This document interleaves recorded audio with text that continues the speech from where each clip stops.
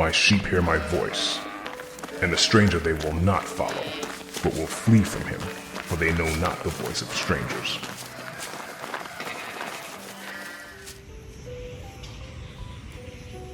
What is a proverb? What is a proverb? Shalom, shalom, Zion. This is Mosheh Yoshiyahu, Dawid of the Ark, and I'm continuing the series that is titled Raising Kings and Queens. And so we're in Proverbs, and right now we're in chapter 1. And believe it or not, I just want to deal primarily again with just one word today. So in our quick study, we're just going to be looking at this word, really, the word proverb. Because we got a question we got to answer, Zion. And that is, what is a proverb? Oh no, I know what those are. Those are just little short stories. Nope. Proverbs are like, just wise sayings. Okay, that's partially true. But the question is, if you say they're just wise sayings, the question would have to be, then what is considered to be a wise saying? Because all sayings are not necessarily wise sayings. Some sayings are very foolish sayings. So you say, well, what is a proverb? And the reason that I have to bring that out is, what's the point of studying a book, the book of Proverbs, if we really don't know the real meaning of a proverb? The actual biblical meaning, not this meaning that you grew up hearing either in church or at school, because those are not the meanings of the word, I guarantee you. And as always, when we come together, my point of doing this and the purpose of doing this is to always open your eye to the truth of Yah's word, that you might be able to see something like you've never seen it before. And in this case, you really ought to take notes, because we're going to define a word today that you've been probably hearing your whole life. And as a Israelite in this world, having no idea what this word actually means Hebraically, which is, what does it mean based on the people who actually wrote it and who used it and spoke this language. And so, this is going to be our meditation. A proverb. All right. So here is the Hebrew word for proverb. It is Mosheh. Mosheh. If you were going to write it in English, you could probably write it like this: M-A-S-H-A-L.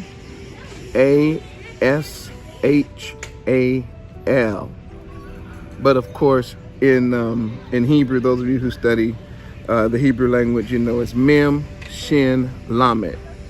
Mem, Shin, Lamed. And what is important about Mosheh that we need to know? We need to know that first and foremost, this word means to represent.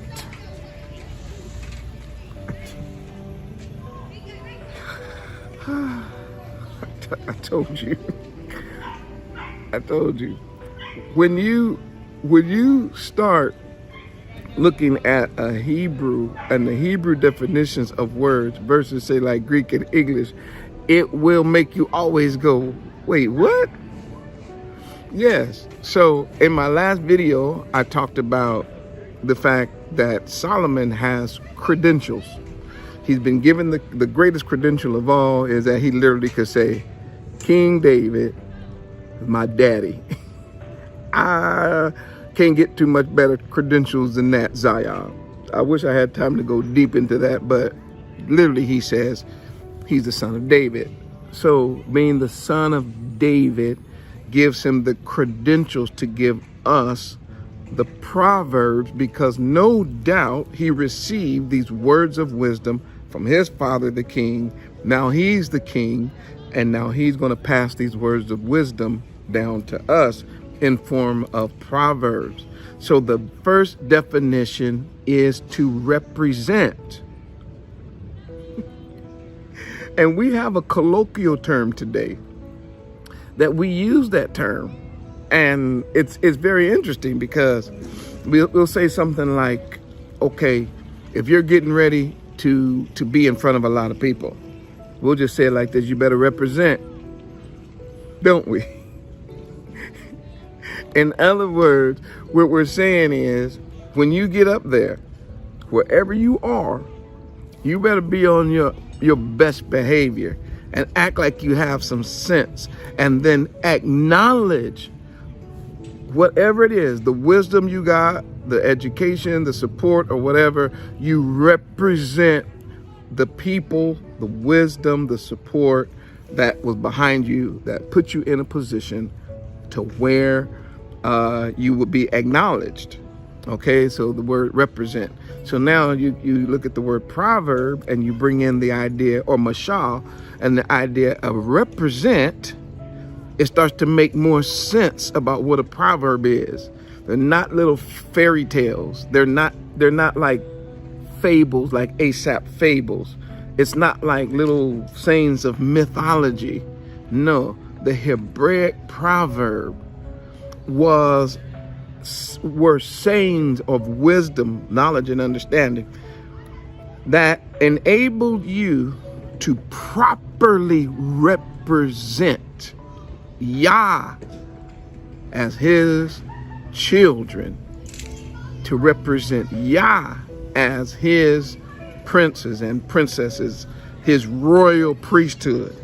So the very base meaning that we got today from the word proverb is to represent. We do not take Yahuwah's name in vain. Same exact mindset, same mentality. Wherever we go, we are to represent. So the question is, how do we represent? How do we show that we have had wisdom, knowledge, understanding, education, proper learning? How do we show that? Okay, that brings us to the second Hebraic definition of this word, mashal, and that means to be like. So write that down. The first definition on the surface is mashal. Of mashal is to represent. The very second idea is to be like. Okay? So mashal it represents to be like. Not necessarily just to act like, but to be like Zion. Listen. So because this again is coming from a king to his son, who was going to be king, it is then passed down to us, the sons and daughters of the same kings, to be like. So in the Proverbs, we see two major themes, if you would, two major ways, two major paths of life. And of course, we know that the very first measure or way of life manifested in this book is the way of righteousness. And that, I don't have time right now, but that has to do with the way of Ha Mashiac, the way of our great king. Okay? So we see the way of righteousness. And in this case, we have the Torah given to us, and then we have examples. Of course, just thinking about these examples, we'll start from Abraham, and then Isaac, and then Jacob, and we can look at the ancestors of the progenitors of every tribe, And we see, when we study their lives, the times that they were being like Yah, and then the other times they were being like the nations around them. So every time they were being like Yah, it represented that they were being righteous or wise. Every time they acted like anything around them and began to behave like the nations around them, they were then considered to be wicked. And the word is either wickedness or fools. So the Proverbs are set in place, number one, to represent. Number two, to teach us how to be like him, which is to be like Yah. And in a more practical and visible sense, to be like Ha Mashiac. And so how is it done? How are we to see whether or not we are living up to our true identity as the royal priesthood, kings and queens on this planet? How do we know if we have been living up to the standard? How do we know if we meet it? Well, we'll know, according to the proverb, we can know based on this. Write this word down too. Parallelism. Okay? It's an important word. Parallelism. Parallelism is when you stand two things up next to each other, Zion. You call that parallel. So parallelism means when what we're gonna do is what a king does, is what a king should do, what we should do, is we should stand up Torah, and then we stand ourselves next to the Torah. That's parallelism. It's when two things are standing side by side. And what happens is the wisdom that's given to us and the knowledge, understanding that comes out of Torah, stand up to our lives and how we live and how we represent. And then at that point, we can tell whether or not we are living parallel or walking parallel to Torah, or whether we are what? Walking contrary to Torah. Parallel, that means we're walking at the path, or when we act a fool or become wicked, we find ourselves going what? Off the track. So if you're traveling and in parallelism, we are walking with Yah. I'm using, this is Yah, this is us. And we're walking, right? Parallel, we call that agreement. Okay? So you would say something like, I'm just going to pick one. There's a bunch of proverbs. We're going to get to those in a moment. But he'll say something like, a wise person will hear and increase learning, right? So that's what the Torah says. Are you wise? Are you listening? And are you increasing learning? Or are you saying, but a fool won't do that. He'll despise any kind of thing. So when Torah teaches something and you hear it, do you go, I don't like that? See? And then your life starts to go this way because you disagree with the path. You disagree with our King, who is ABBA YAH, of course, made manifest through Ha Mashiac. Whenever we go this way, we break the parallel and we walk into wickedness.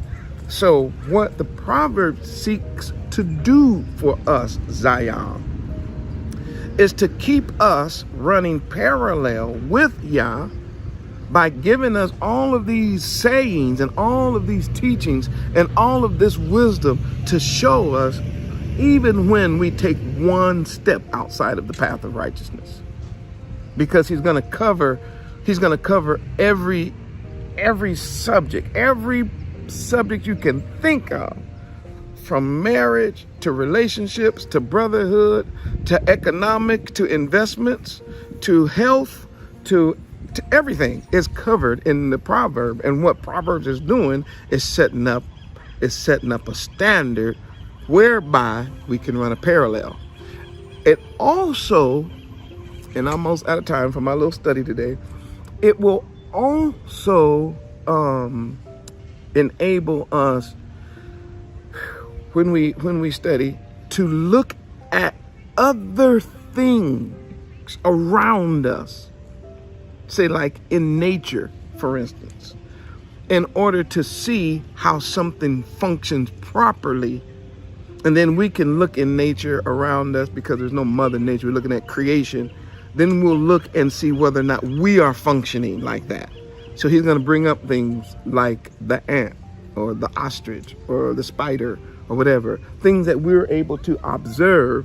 And then we're supposed to look at those things as royalty and go, okay, what is the lesson that he's trying to teach me from these particular things that are around us? Again, that's parallelism. And I'm basically, again, keeping these studies short. So I'm going to leave you with these, a couple of more insights to the word Proverbs, so that you won't think they're just like Aesop fables or just like good little sayings to say or something like that. No, this is literally this is how the Hebrew kings and queens passed on wisdom and knowledge to future kings and queens. So first we saw that Mosheh means to represent. And we also said that we not only represent, but the goal is that we might be like him and not like fools or foolish nations around us.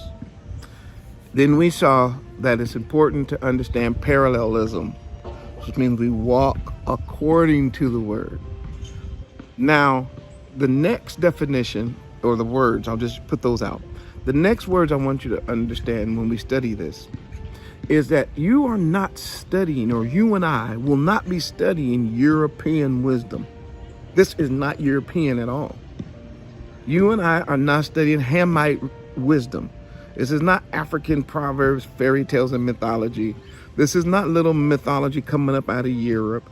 So we're not going to be looking at like weird or whatever contrary wisdom. No, the wisdom that we're going to see in the book of Proverbs, because it means to represent or to be like, and obviously it has parallelism. You're looking literally at your ancient history and your ancient wisdom. It's Hebraic wisdom. This is how we taught. This is how we learned. This is how we compared ourselves with that which is righteous and that which is wicked. We used the scripture and we used the proverbs that were handed down to us by our kings, all right, and by our leaders. So therefore, you're going to see certain things, and I'm just for sake of time, you're going to see Hebrew wisdom. Then you're going to also see figurative speech, things that are a figure of something. Why? So that we can see it and then we can function accordingly. And last but not least, we're going to see that when we read these words, these lines are supposed to be thoughtful, or intended to be to us very thoughtful and also kind of catchy.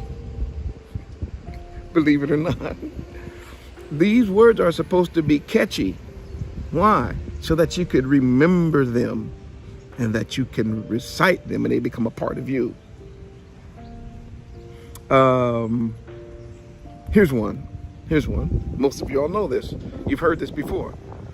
As a man thinketh in his heart, so is he. You see how you take a sentence and it has within it ethical wisdom, and it's trying to show you something about your heart.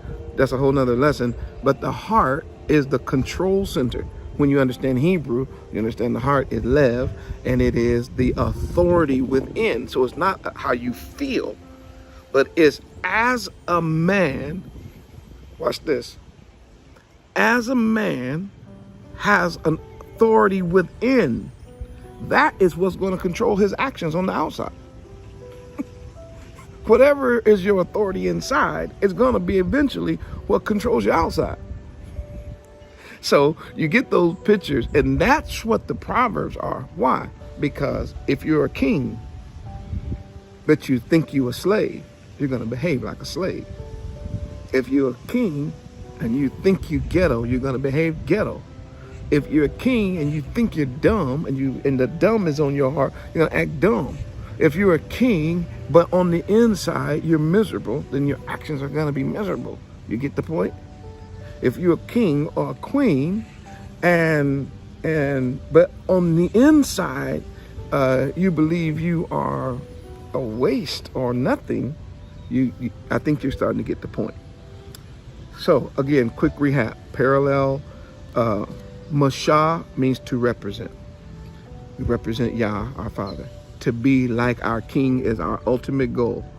It is to create in us parallelism so that we walk with him and not away from him. And we understand that this is very valuable to us because this wisdom was handed down to us by our kings who were also our ancestors. And they're written in such a way that we're supposed to memorize them. They're supposed to be catchy enough to where they become phrases whereby we live. One love. Got to go, Zion. Toda Rabbah.